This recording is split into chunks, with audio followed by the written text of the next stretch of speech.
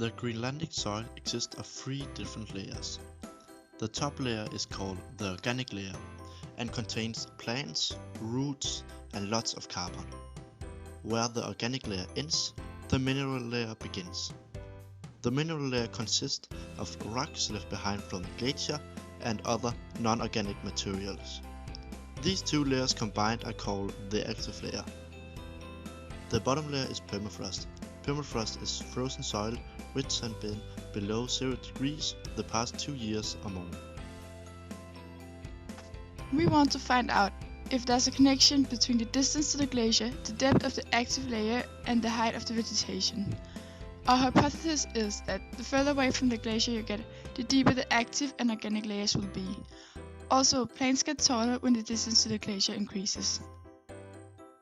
Once we found each of our locations, we found the GPS coordinates of where we were and began testing our hypothesis. We did this by probing into the ground at 3 different spots on each location. Probing allowed us to find the depth of the active layer by simply poking the probe into the ground until we hit the permafrost. Then we took measurements of the most common plants in the area.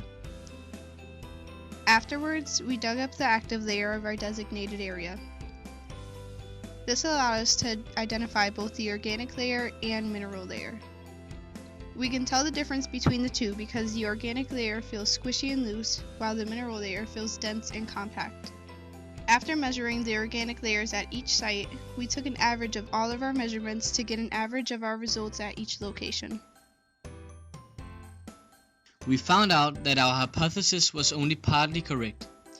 Distances of 15 kilometers or more from the glacier supported our hypothesis to be correct. As the distance from the glacier increases, the depth of the active layer increases as well. In the first 15 kilometers from the glacier, the active layer decreases as the distance increases. We don't know how the active layer behaves underneath the glacier. Our presumption is that the permafrost will eventually join the glacier. Our hypothesis stating that an increased active layer results in a taller vegetation is incorrect. We found the opposite trend in fact. An increased active layer causes shorter vegetation. This trend may be a result of moist soil close to permafrost. However, in our research we did not include variations of the moist levels.